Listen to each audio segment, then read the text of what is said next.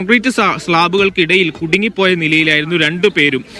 കട്ടിലിനോട് ചേർന്ന ഭാഗത്തായിരുന്നു സന്ധ്യ ഉണ്ടായിരുന്നത് എന്നുള്ളതാണ് അതിൽ ഏറ്റവും പ്രധാനപ്പെട്ട കാര്യം. അതിന് തൊട്ട് താഴെ ഭാഗത്തായിട്ട് ബിജുവും ഉണ്ടായിരുന്നു. ബിജുവിന് സാരമായി തന്നെ പരിക്കേറ്റിരുന്ന സാഹചര്യത്തിലായിരുന്നു പുറത്ത് എത്തിച്ചപ്പോൾ. ഈ രക്ഷാപ്രവർത്തനത്തിന് മന്ത്രി റോഷി അഗസ്റ്റിനും ഡീൻ കുര്യാക്കോസ് എംപിയും അടക്കമുള്ളവർ നേതൃത്വം നൽകിയിരുന്നു എന്നുള്ളതാണ്. നമുക്കപ്പോൾ ഇവിടുത്തെ പ്രാദേശിക മാധ്യമപ്രവർത്തകനായ അലൻ കൂടി ചേരുന്നത്. അലൻ ഈ സംഭവ സ്ഥലത്ത് പൂർണ്ണ സമയവുമായിട്ടുണ്ടായിരുന്നു അല്ലെ? എങ്ങനെയായിരുന്നു ഈ രക്ഷാപ്രവർത്തനത്തിന്റെ ഘട്ടങ്ങൾ? എങ്ങനെയായിരുന്നു രക്ഷാപ്രവർത്തനം? ഇതെന്ന് കൃത്യം ഒരു 9:45 കൂടിയോടെയാണ് ഈ ആദ്യം മണ്ണിടിച്ചിലുണ്ടാവുന്നത്. മണ്ണിടിച്ചിലുണ്ടാകുന്നതിന് മുമ്പ് തന്നെ ഞങ്ങളൊരു 5 മണിയോട് കൂടി തന്നെ ഇവിടുത്തെ പഞ്ചായത്ത് പ്രസിഡന്റും വാർഡ് മെമ്പർ അടക്കമുള്ള ആളുകളും ബ്ലോക്ക് മെമ്പർ അടക്കമുള്ള ആളുകൾ ഇവിടെ വരികയും ഈ പഞ്ചായത്തിന് ഉച്ച കഴിഞ്ഞാണ് ലെറ്റർ ലഭിക്കുന്നത്. NHന്റെ ഭാഗത്തുനിന്ന് മണ്ണിടിയാൻ സാധ്യതയുണ്ടെന്ന് ലെറ്റർ ഇന്ന് ഉച്ചയ്ക്കാണ് ലഭിക്കുന്നത്, ഒന്ന് വൈകുന്നേരമാണ് ലഭിക്കുന്നത്.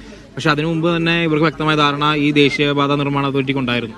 നമ്മൾ ഒരു 3 ദിവസമായിട്ട് ഇതിന്റെ പുറകെ തന്നെ ഒരു വിള്ളൽ വരുന്നുണ്ടെന്നും ഈ മണ്ണിടിയുന്നുണ്ടെന്നൊക്കെ പറഞ്ഞതിന് പുറകെ തന്നെ നിൽക്കുന്നുണ്ടായിരുന്നു. പക്ഷേ അവരൊരു നടപടി അതിനകത്ത് എടുത്തില്ല.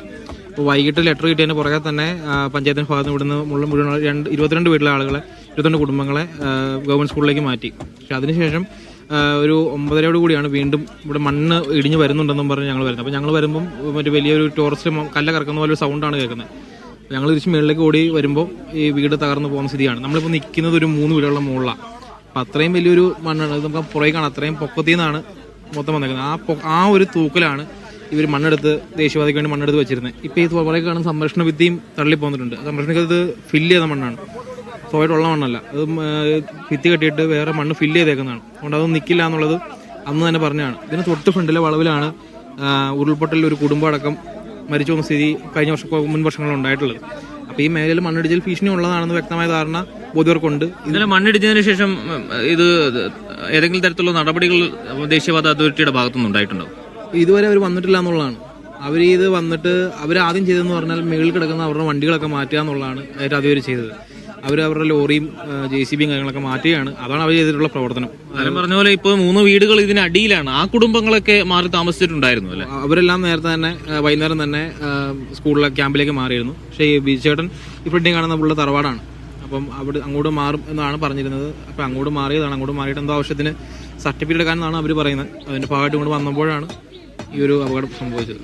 തീർച്ചയായും ദൗർഭാഗ്യകരമായ സംഭവമാണ് നടന്നത്. മിനിറ്റുകളുടെ വ്യത്യാസത്തിൽ നടന്ന അപകടമാണ് എന്നുള്ളതാണ് നമ്മളെ ഏറ്റവും അധികം ദുഃഖിപ്പിക്കുന്നത്. മാറി താമസിപ്പിക്കാൻ കൃത്യമായ നിർദ്ദേശം ലഭിച്ചിരുന്ന ഒരു കുടുംബം, സുരക്ഷയെ സംബന്ധിച്ച് തൊട്ടടുത്തുള്ള ബന്ധുവീട്ടിലേക്ക് മാറി താമസിച്ചിരുന്ന ഒരു കുടുംബമാണ് ഈ വലിയ ദാരുണമായ അപകടത്തിൽപ്പെട്ട് അത് കുടുംബത്തിൽ ഒരാൾ മരണപ്പെടുകയും ഒരാൾക്ക് സാരമായി തന്നെ പരിക്കേൽക്കുകയും പറ്റുന്ന സാഹചര്യങ്ങൾ ഉണ്ടായിട്ടുള്ളത്. പക്ഷേ പ്രാദേശികമായി സംസാരിക്കുമ്പോൾ ഇവിടുത്തെ നാട്ടുകാരടക്കം ചൂണ്ടിക്കാണിക്കുന്ന വലിയൊരു പ്രധാനപ്പെട്ട കാര്യമുണ്ട്. അത് ദേശീയപാത അതോറിറ്റി ഈ സംഭവവുമായി ബന്ധപ്പെട്ട് സ്വീകരിച്ചിട്ടുള്ള വലിയ വീഴ്ചയാണ്. ഇത്തരം ഇന്നലെ 2 ദിവസം മുൻപ് ഈ മണ്ണ് വലിയ തോതിൽ ആദ്യഘട്ടത്തിൽ മണ്ണിടിഞ്ഞപ്പോൾ ഏതെങ്കിലും തരത്തിലുള്ള സുരക്ഷാ ക്രമീകരണങ്ങൾ ദേശീയപാത അതോറിറ്റി സ്വീകരിച്ചിരുന്നെങ്കിൽ ഇന്നലെ ഇത്തരത്തിലൊരു അപകടം ഉണ്ടാവുകയില്ല എന്ന് നാട്ടുകാരടക്കം വീണ്ടും ചൂണ്ടിക്കാണിക്കുന്നുണ്ട്. അത് വളരെ പ്രധാനപ്പെട്ടതാണ്.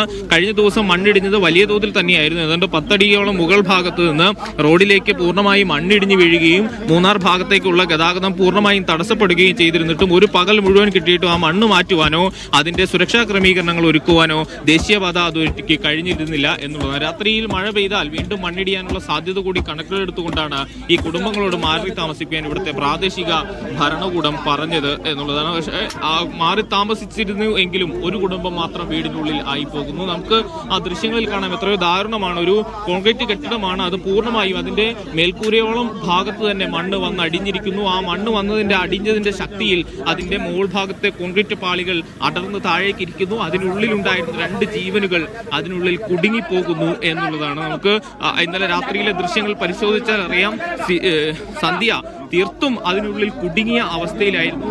യാതൊരു തരത്തിലും അനങ്ങാൻ പോലും കഴിയാത്ത നിലയിൽ കുടുങ്ങിക്കിടക്കുകയായിരുന്നു. അതിന് താഴ്ഭാഗത്തായിരുന്നു ബിജുവും ഉണ്ടായിരുന്നത്. 2 പേരും ഏതാണ്ട് തൊട്ടടുത്തടുത്തുള്ള ഭാഗങ്ങളിലായിരുന്നു. പെട്ടെന്ന് സ്വന്തം വീട്ടിലേക്ക് വന്ന് മടങ്ങിപ്പോകാമെന്ന പ്രതീക്ഷയിൽ സ്വന്തം വീട്ടിലേക്ക് എത്തിയ 2 പേരാണ് ദാരുണമായ മണ്ണിടിച്ചിലിൽ 6 വീടുകളാണ് അവിടെ ഉണ്ടായിരുന്നത് എന്നാണ് പറയുന്നത്. ഇപ്പോൾ ഈ ബിജുവിന്റെ വീട് ഒഴികെ ബാക്കി വീടുകളിലൊക്കെ അവസ്ഥ എന്താണ്? പൂർണ്ണമായും ആ വീടുകൾ മണ്ണിനടിയിലായിട്ടുണ്ടോ? അവിടുത്തെ ആൾക്കാരൊക്കെ മാറ്റിയിട്ടുണ്ടെന്ന് മനസ്സിലാവുന്നു. ആ വീടുകളുടെ ഒരു നിലവിലെ അവസ്ഥ എന്താണ്?